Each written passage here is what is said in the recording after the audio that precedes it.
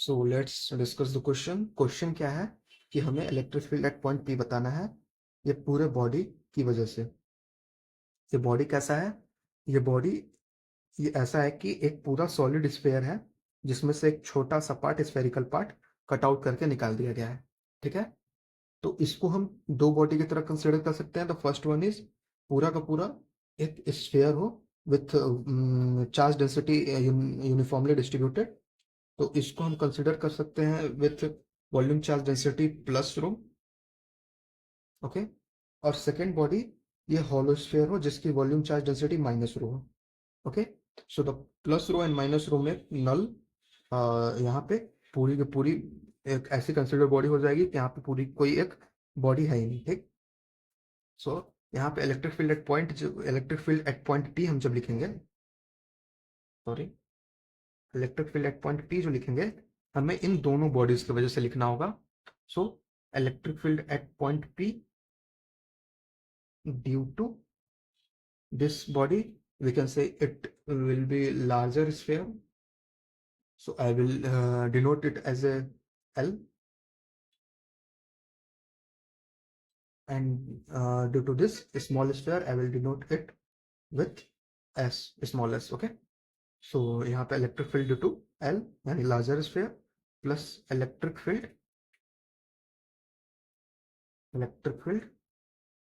Due to this smaller sphere S.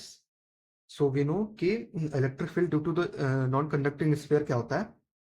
Non conducting sphere की वजह से होता है electric field rho small r, the r is distance from the centre, ठीक, upon 3 epsilon naught. Okay, यही होता है। तो हम इन दोनों की वजह से यही फॉर्मूला अप्लाई करेंगे। Okay, so electric field due to the larger one क्या हो जाएगा? यहाँ पे volume charge density plus rho है, तो प्लस रो, और ये डिस्टेंस हमें सेंटर से लेना है to the point where we have to find electric field. तो ये P है, यहाँ से हमको इस डिस्टेंस को हम O1 P बोल सकते हैं। Okay, O1 P vector, O1 is center of this larger sphere and O2 is center of this smaller sphere. Okay, I will make it more clear. O2. Okay, let's forget about this. ठीक है, तो इसको क्या बोल सकते हैं? O1 P vector, O1 P vector. Okay, so we will write due to this larger sphere, electric field due to this larger sphere, rho O1 P vector 1 3 epsilon naught, and due to this smaller sphere, the volume charge density of this sphere is minus rho, so we will write minus rho, it is plus rho. Okay, minus rho, and the distance of the point P from this sphere, this is the same sphere, so O2 P vector. Okay, O2 P vector, that is O2 P vector upon 3 epsilon naught. Here epsilon naught is permittivity of space, you know.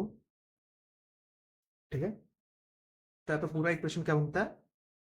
Row O1 P vector minus row O2 P vector upon 3 epsilon naught and here 3 epsilon naught. ठीक, सो यहाँ पे हम common क्या लग सकते हैं? रो 3 epsilon naught common ले सकते हैं, रो 3 epsilon naught कॉमन ले सकते हैं। यहाँ पे हम ले सकते हैं रो 3 epsilon naught common, we would find O1 P vector minus O2 P vector. Okay, so I have made this whole thing here. ये पूरा वेक्टर वाला जो गेम है वो इसको मैंने यहाँ बना दिया है। यहाँ पे हम सिंपल ट्रायंगल लॉ अप्लाई करेंगे, जिसे हम लिख सकते हैं ये वाला वेक्टर जिसका हेड और इसका टेल ये दोनों ज्वाइन है, तो O1 O2 vector, O1 O2 vector plus O2 P vector, O2 P vector is equal to ये वाला vector which is O1 P vector. ठीक, इसको हम ऐसे लिख सकते हैं by triangle law, by triangle law we can write this this is whole thing I have written here, ठीक है ना, इसको मैंने यहाँ पे बनाया हुआ है. So I think it is visible. O1 O1 O2 vector, this is, and O2 P vector, this one is equal to O1 P vector. This is simple triangle law. So यहाँ से हम O1 O2 P का value, sorry, O1 P minus O2 P, यहाँ पे इसको right side में ले जाएंगे. Okay, so will find O1 P minus O2 P vector, this vector equal to O1 O2 vector. O1 O2 vector, यहाँ पे एक रिजल्ट निकल के आता है हमारे लिए. ठीक, I hope you understand this. This is a simple triangle law. So यहाँ पे O1 P vector minus O2 P vector का जो रिजल्टेंट निकल के आता है वो आता है O1 O2 vector. So ये whole thing will be equal to O1 O2 vector. Okay. So I'll write it O1 O2 vector. यहाँ पे आता है रो V epsilon naught. इसको हम सब्स्टिट्यूट कर देंगे इस वैल्यू से, O1 O2 vector. Okay, so this is the electric field at point P. This is the final answer. Electric field at point P due to this whole body. Okay, this is the final answer. Okay, so कुछ point है जो कि हम note कर सकते हैं इस पूरे रिजल्ट से.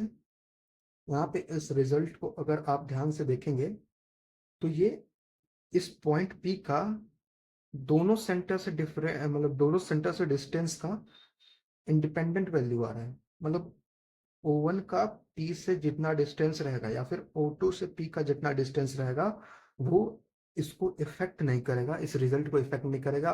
डिस्टेंस इसको चाहे इंक्रीज करिए चाहे डिक्रीज करिए. Okay, so the first point to be noted is electric field at point P is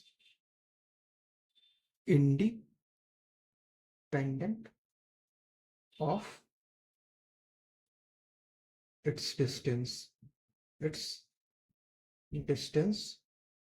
from both centers. Okay, the second point we can derive from this result is कि अब यहाँ पे ये independent है इन दोनों, मतलब ये डिस्टेंस की वजह से O1 O2 या O2P या O1P से. तो हम ये भी कह सकते हैं कि electric field in this whole part, in this hollow sphere will be uniform. ठीक है ना, electric field in hollow part will be uniform. ठीक है ना. सो इसका कुछ डायग्राम कैसा होगा कि यहाँ पे पूरा इस हॉलो, ये पूरा एक बड़ा सर्कल हो गया, ये वाला पूरा पार्ट, सॉरी सर्कल नहीं स्फीयर, और ये छोटा वाला पार्ट. तो यहाँ पे इलेक्ट्रिक फील्ड अगर हम देखेंगे तो electric field will be uniform in this all point and directed towards the O1 O2 vector. O1 से O2 वेक्टर के डायरेक्शन में होगा. जैसे O1 यहाँ पे है, आई गेस O1 यहाँ पे है, O2 यहाँ पे है. Always electric field directed towards this. तो इलेक्ट्रिक फील्ड का डायरेक्शन कुछ ऐसा होगा और यूनिफॉर्म होगा, ऐसा होगा यूनिफॉर्म होगा, ऐसा होगा यूनिफॉर्म होगा. तो so this is the whole thing. This is a question regarding the electric field at a point P. This is between this whole body. I hope you like it. You understood something, you learned something. ठीक है, so मिलते हैं अगले video में, तब तक के लिए बाय बाय.